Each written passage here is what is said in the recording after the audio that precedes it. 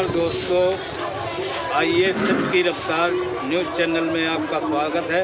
इस वक्त जो कि फौज के जवान हैं, रिटायर भी हैं, इस वक्त अच्छे मेडल में जो है यहाँ पे खड़े हुए हैं। सब क्या नाम है? पहली बात मैं मर्गियों चतुर्वेदी, रिटायर्ड BSF, बनारस से बिलोंग करता हूँ। जो इस वक्त आप किसानों के संग में आए हुए हैं या यहाँ पे सारी व्यवस्था देख रहे हैं, ये क्या लगता है सरकार जो है बिल वापस लेगी? बिल्कुल।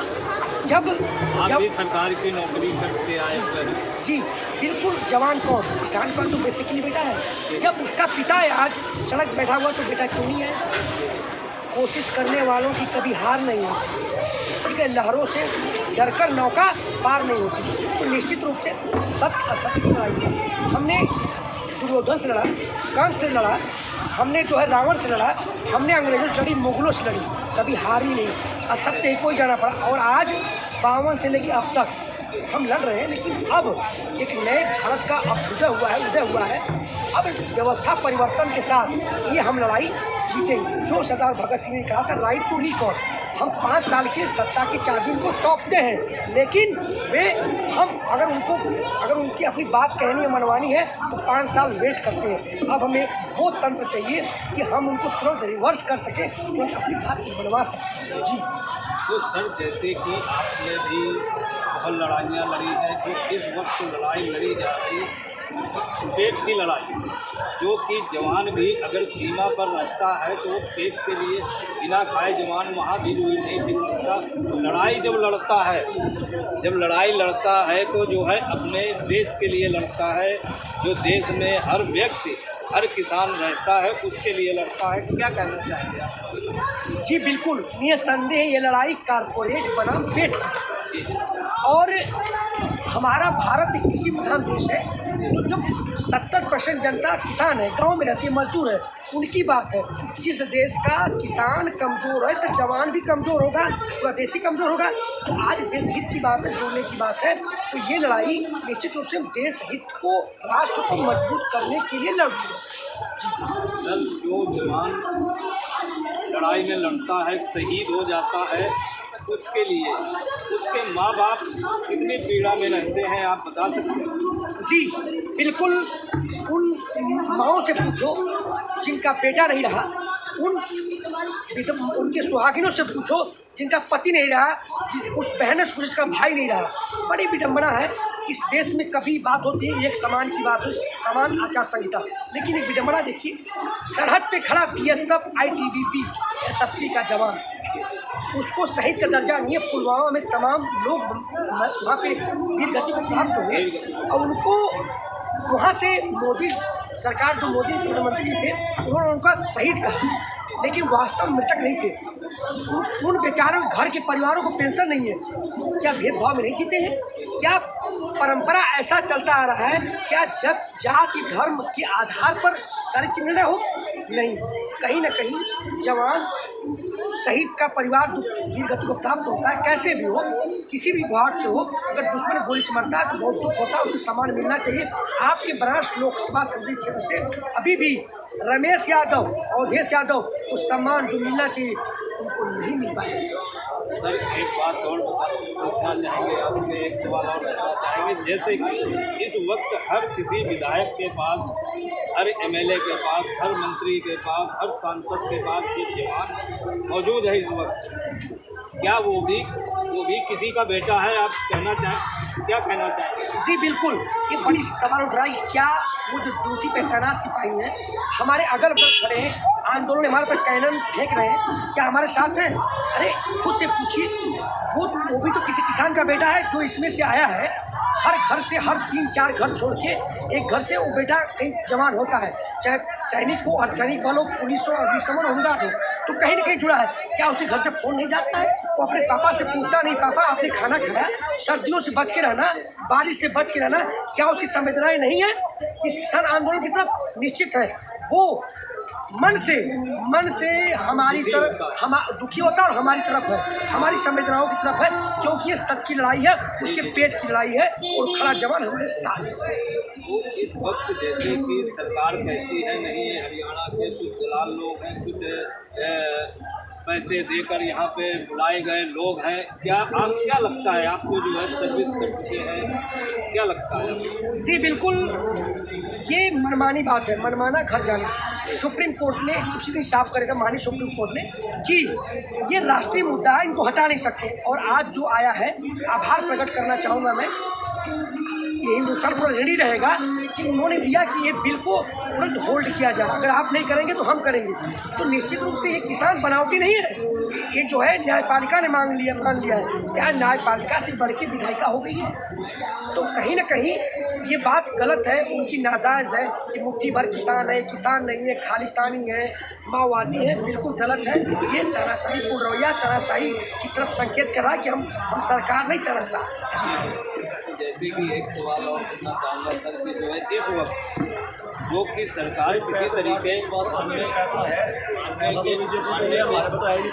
मानने के लिए तैयार नहीं है, जो कि सरकार के पास जो सिक्योरिटी है वो भी ये जाहिर करती है कि नहीं, हाँ वो किसके बेटे हैं। जी बिल्कुल, निसंदेह वो किसान के बेटे ही हैं जो ड्यूटी में खड़े हैं, वो हमारे साथ है, पूरी तरह हमारे साथ है। शाम को फ़ोन करते हैं कि पापा आपने खाना खाया, पापा आप सर्दी से हैं, पापा आप रहिए, क्योंकि अगर हमारे किसान नहीं रहेंगे तो हम मर जाएंगे, हमारी बहनों की शादी कैसे होगी, हम कैसे अपना घर मकान में कैसे पढ़ाएंगे। तो पूरी तरह से हमारे साथ है सिक्योरिटी फोर्स।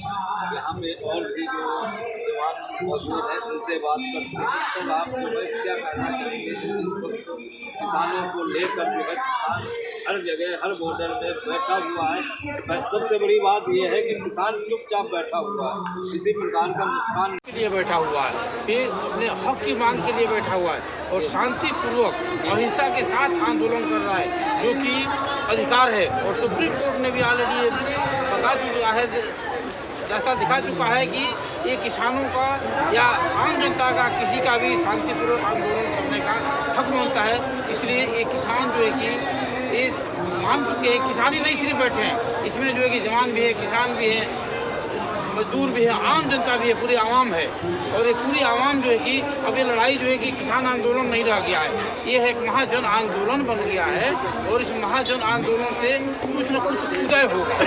जब कोई भी चीज़ मंथन होता है, ये समुद्र मंथन है, तो समुद्र मंथन से कुछ न कुछ उदय होगा, और जो कि एक सत्य की तरफ जाएगा। यहाँ लड़ाई सत्य और असत्य की है, असत्य हारेगा, सत्य जीतेगा। और इसमें जो है कि अब सत्ता परिवर्तन नहीं होगा, अब व्यवस्था परिवर्तन होगा। और जो है कि जो भी बुराइयां थी, भ्रष्टाचार था, सारे खत्म होगा। सर एक बात और पूछना चाहूँगा, जिस वक्त जो जैसे कि 26 जनवरी आ रही है, उस 26 जनवरी में सर आपको क्या लगता है कि झंडा कहाँ फहराया जाए? बिल्कुल फहराया जाएगा।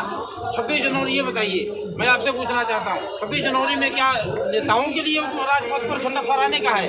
ये आम जनता का, हमारा सैनिक का, किसान का हक नहीं बनता कि हम वहाँ पर जाएं और हम अपने झंडा फहराएं? हम देश के नागरिक नहीं है क्या? हम बिल्कुल जाएंगे, शांतिपूर्वक जाएंगे, अहिंसा के साथ जाएंगे और निहत्थे जाएंगे। सरकार के पास जितना दम होगा, जितना हथियार होगा, वो हमारे ऊपर प्रयोग कर सकती है, हम उसका कोई विरोध नहीं करेंगे, लेकिन हम जाएंगे तो जाएंगे। सर आप भी देश के जवान हैं, ऐसा तो है, सरकार को नहीं करना चाहिए जो कि किसी तरीके का अपना बल प्रयोग करें? उसको नहीं करना चाहिए, बिल्कुल आप सही बोल रहे हैं, सरकार को बल का प्रयोग नहीं करना चाहिए।